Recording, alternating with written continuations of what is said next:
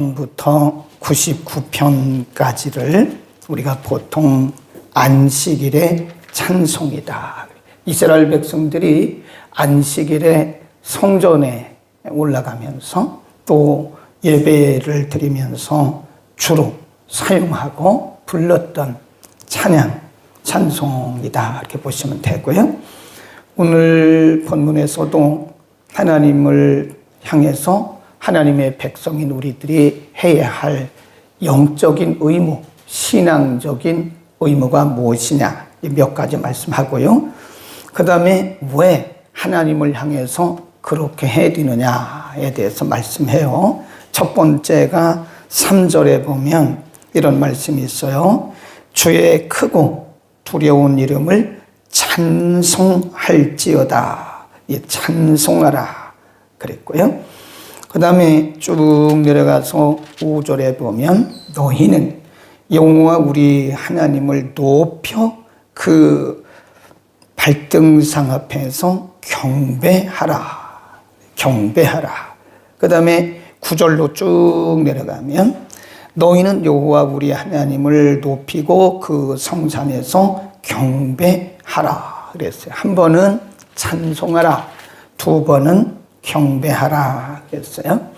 근데 사실은 이 찬송이라고 하는 요 단어나 경배라고 하는 단어는 거의 어근이 같아요. 그러니까 찬송이라고 하는 것은 오늘 우리가 하는 이런 노래만 의미하는 게 아니고 시편에서 말씀하는 찬송이라고 하는 것은 예배를 포함합니다. 예배, 경배를 의미한다. 그러니까 찬송, 고백, 감사, 경배는 우리가 원문에 보면 어근이 똑같아요. 그러니까 여기서 찬송이라고 하는 것은 오늘날 우리가 하는 그런 노래만 의미하는 게 아니고 하나님 앞에 최고의 존귀와 영광을 올려드리는 것을 의미한다. 찬송과 경배를 하나님 앞에 드려라. 그런 거죠. 그러면서 그 찬송과 경배를 드려야 할 그 이유가 뭐냐? 쭉 가보면 다시 1절로 갑니다. 1절에 보면 여호와께서 통치하시니 만민이 떨 것이요 여호와께서 구롭 사이에 좌정하시니 땅이 요동할 것이로다. 2절 여호와께서 시온에서 광대하시고 모든 민족 위에 높으시도다. 거의 통치란 말씀이 나오고요. 모든 민족이란 말이 2절에 나와요. 그러니까 모든 민족, 모든 땅, 이것은 온 세계를 상징하는 거죠. 온 세계 위에 뛰어나신, 온 세상을 창조하시고 온 세상을 통치하시는, 이게 다르게 말하면 절대 통치권자, 이렇게 써놓으시면 됩니다.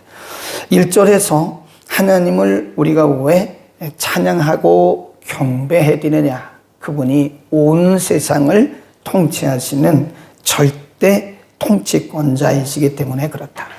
그러니까 진정한 찬송, 진정한 찬양, 진정한 경배, 진정한 예배라고 하는 것은 그분의 절대 유일성을 인정하는 것이에요.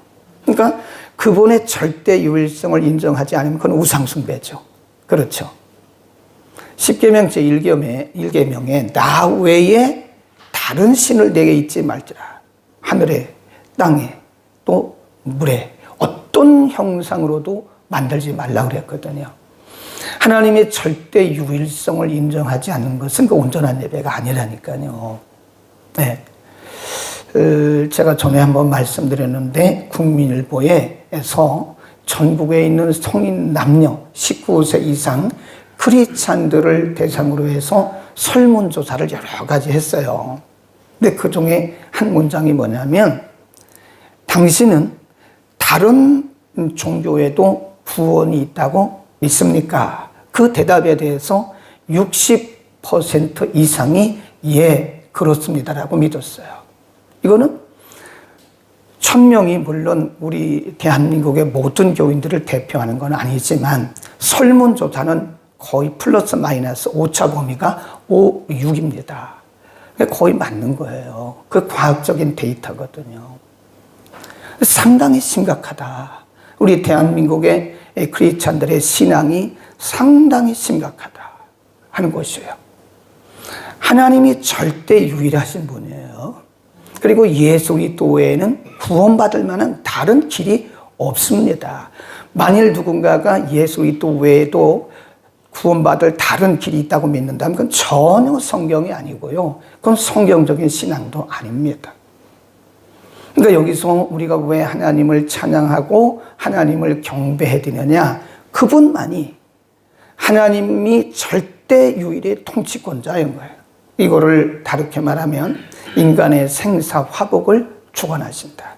크게는 온 나라에, 온 세계, 작게는 우리 개인에게까지.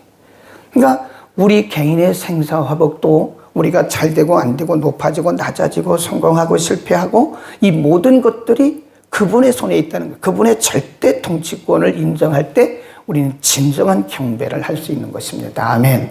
우리가 오늘도 예배할 때 그런 믿음으로 예배를 해야죠. 네, 그런 믿음으로 예배해야 진정한 예배다. 그 다음에 3절에 보면 우리가 왜 하나님을 찬양하고 경배해야 되느냐. 3절.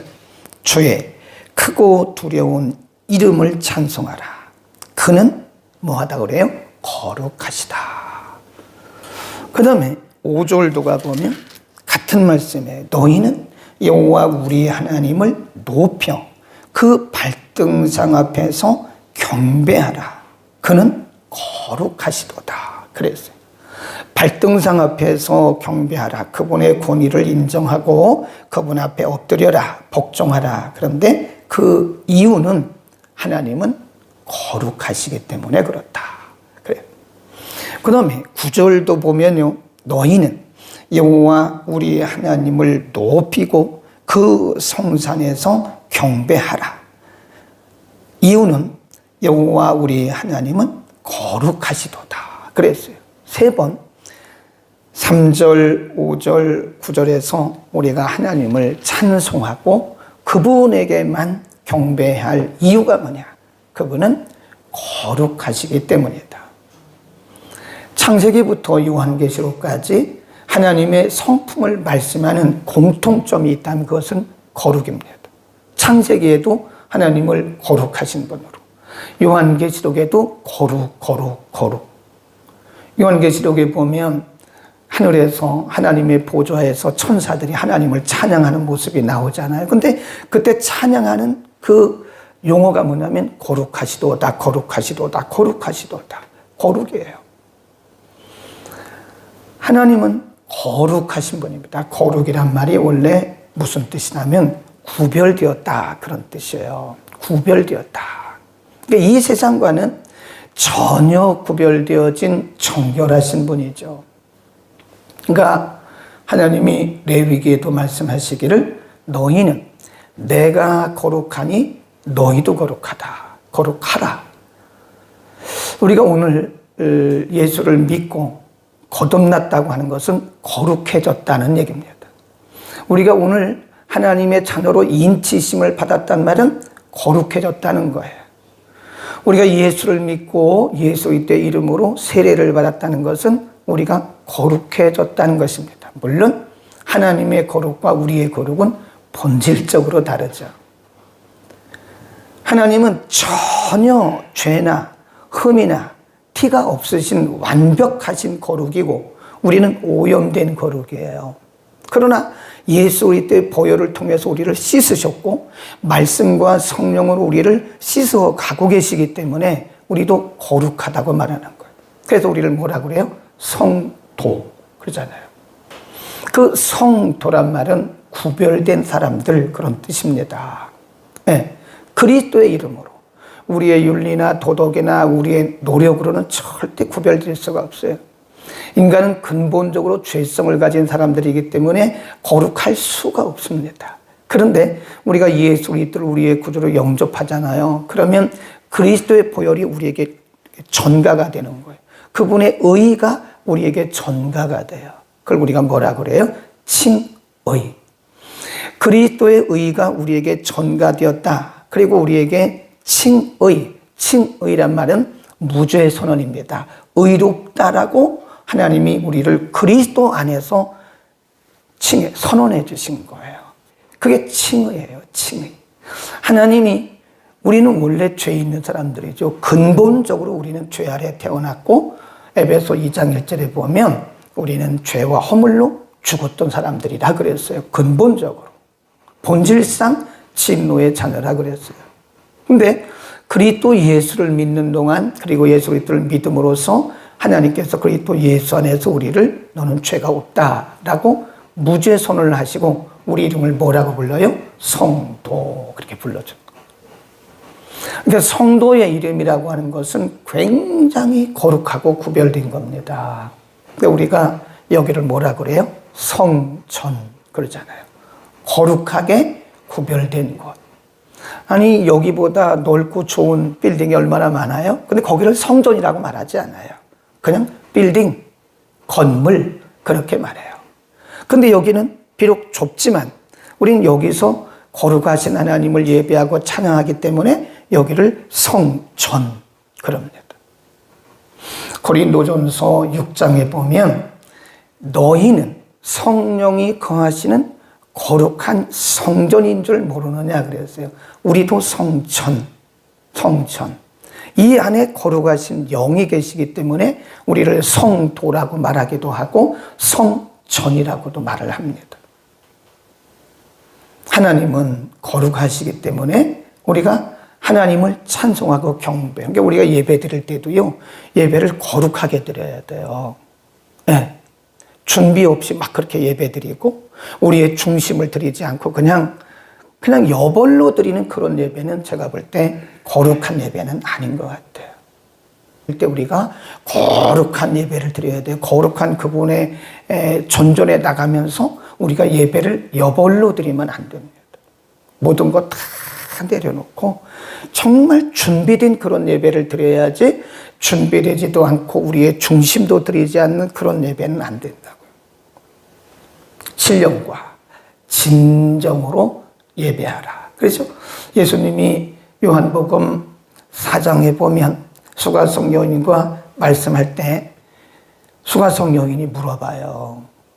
당신들은, 정통파 유대인들은 예루살렘에서 예배를 드려야 된다 그러고 비정통파 유대인들은 이 사마리아에 있는 이 산에서 예배 드려야 된다 그러는데 예루살렘이 맞습니까? 사마리아가 맞습니까? 예수님 뭐라 그래요?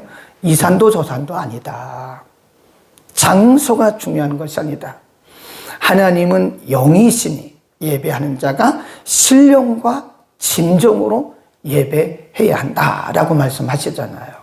그러니까 우리가 왜 하나님을 찬송해야 되느냐, 우리가 왜 하나님을 경배해야 되느냐, 그런 거룩하기 때문에 그렇다. 거룩함을 입은 우리들이 거룩하신 분에게 경배를 하고 예배를 드리는데 예배는 반드시 거룩해야 된다. 아멘. 그래서 예배에는 거룩한 그분의 임재가 흘러야 되는 거예요. 사람들이 얼마나 있느냐 그것도 중요한 게 아니에요. 오케스트라 있느냐 없느냐 그것도 중요한 게 아니에요. 찬양대가 몇 명이냐 그것도 중요한 게 아니에요. 예배 순서가 어떠냐 이것도 중요한 게 아니에요. 중요한 거는 신령과 진정으로 하나님이 받으실 만한 우리의 중심을 다하는 신령과 진정을 다하는 거룩한 예배를 드려야 된다. 아멘. 우리는 한번 우리의 과거를 뒤돌아볼 필요가 있어요. 우리가 20년, 예를 들어서 20년 신앙생활 했으면요, 1년 52조 한 번만 해도, 2번만 하자고, 일주일에 2번. 그러면 몇 번입니까? 우리는 20년, 예를 들어서 20년 신앙생활 했다면 예배드린 횟수가 수없이 많습니다. 그 많은 예배 중에 정말 거룩하신 하나님 앞에 내 신령과 진정을 다해서, 내 중심을 다해서 정말 거룩한 예배를 몇 번이나 드렸을까? 한번 생각해 봐야 돼요. 과연 몇 번이나 거룩한 예배를 드렸을까? 매번 거룩한 예배를 드렸다면 너무 감사하죠. 그런데 그렇지 않을 수도 있다는 거예요. 네, 환경이나 조건이 중요한 게 아니고 나의 중심이. 그러니까 내가 거룩한 성도로서 하나님 앞에 거룩한 예배자인가? 우리의 찬송가 그 CCM 중에요, 예배자라는 그 찬송가가 있죠. 예배자. 나는 예배자. 나는 거룩한 예배자. 그러니까 오늘도 우리가 주일이잖아요. 그러니까 오직 하나님만 바라보고 우리가 그분에게 나가야 돼. 거룩한 예배자로 나가야 되는 거예요. 그 다음에 마지막으로 우리가 왜 하나님을 예배하고 찬송하고 경배해야 되느냐. 7절에 보면 여호와께서 구름 기둥에서 저에게 뭐 하시니? 말씀하시니 저희가 그 주신 증거와 율례를 지켰도다. 9절 너희는 여호와 우리 하나님을 높이고 그 성산에서 경배할지어다. 대저 여호와 우리 하나님은 거룩하시도다. 8절도 보면요, 여호와 우리 하나님이여 주께서는 저희에게 응답하셨고 저희 행한 대로 갚기는 하셨으나 저희를 사하신 하나님이시다. 거기 보면 말씀하셨다, 응답하셨다, 사하셨다, 용서하셨다.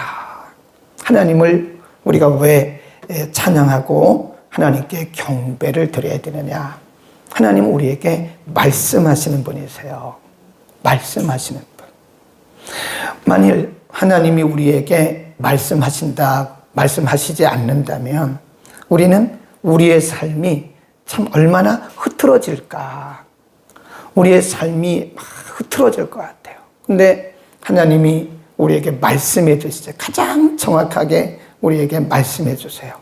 기록된 계시, 성경을 통해서 우리에게 말씀하시고 또 성령을 통해서 우리에게 감동해 주시고, 그렇죠? 성령께서 기록된 말씀을 통해서 우리를 가르치세요. 깨닫게 하세요. 네. 그게 진짜 하나님의 가르침입니다. 성령이 우리에게 기도 중에 가르쳐 주시고 말씀 묵상할 때 가르쳐 주시고 또 우리의 삶 속에서 성령께서 우리를 다 이렇게 터치해 주세요. 네. 그래서 우리가 가만히 이렇게 보면 하나님께서 우리에게 말씀해 주십니다. 네? 하나님 우리에게 말씀해 주세요. 응답해 주세요. 아주 조용히 응답해 주세요. 아멘. 그래서 그 위대하신 이름을 우리가 찬송하는 거예요. 경배하는 거예요. 하나님 앞에 기도드리면 하나님이 들으신다니까요. 여기 보면 응답, 말씀, 용서, 요 말씀이 있잖아요. 하나님이 우리가 드리는 기도를 우리가 잊어버렸어도 그분은 잊어버리지를 않으세요. 그래서 그분의 때에 그분의 방법으로 그분이 응답을 해 나가시는 거예요. 그래서 하나님의 하나님 되심을 우리가 목동하게 하시고 더 중요한 것은 성령으로 우리에게 꾸준히 말씀하세요. 때로는 책망하시고 때로는 우리를 위로해 주시고 때로는 우리를 수정해 주십니다. 그건 아니잖아. 성령이 알려줘요. 성령이. 그거 아니잖아. 그렇게 하면 안 되잖아. 이렇게 해야 되잖아. 그래 힘내. 이렇게 때로는 위로 주시고 용기 주시고 수정해 주시면서 우리 인생을 이끌어 가시는. 그러니까 우리가 어찌 그분을 찬양하지 않을 수 없습니다. 네. 이런 하나님을 깨닫고 드리는 찬양이 진짜 찬양이에요. 우리가 입으로 하는 그런 기교 있는 그런 찬양도 물론 찬양이지만 진짜 하나님이 우리에게 받으시길 원하시는 찬양은 고백이 있는 찬양. 하나님은 이런 분이시다 라고 하는 고백이 있는 찬양을 하나님은 지금도 기다리고 계시는 거예요. 아멘. 기도하겠습니다. 거룩하신 우리 아버지, 365일 1년 내내 하나님 거기 계셨고 우리와 함께 하셨고 말씀해 주셨고 위로해 주셨고 가르쳐 주셨고 응답해 주셨고 용서해 주셨고 이끌어 주셨습니다. 뒤돌아보면 어느 것 하나 하나님의 은혜가 아닌 것이 없었습니다. 우리가 무지하고 부족해서 불순종했던 것들은 주의 보혈로 모두 씻어주시고 새해는 하나님 말씀 잘 듣고 경청하고 순종하고 겸손하고 하나님의 뜻대로 살아갈 수 있는 믿음과 용기를 통하여 주옵소서. 하나님은 영이시니 예배하는 자들은 신령과 진정으로 예배하라고 말씀해 주신 말씀 따라 우리가 새해에는 하나님을 거룩하신 하나님으로 권위를 인정하고 거룩하신 하나님 앞에 신령과 진정으로 거룩한 예배를 드리는 거룩한 예배자들로 살아가게 하옵소서. 1년 내내 이 자리를 지키시고 수고한 모든 주의 권속들을 축복하시고 함께 예배하며 함께 동역한 모든 동역자들도 하나님 축복하여 주옵소서. 예배를 위해서 1년 내내 수고하고 애쓴 보이지 않는 손길들도 많이 있습니다. 하나님 기억하시고 크게 축복하여 주옵소서. 예수 그리스도의 이름으로 기도드립니다. 아멘.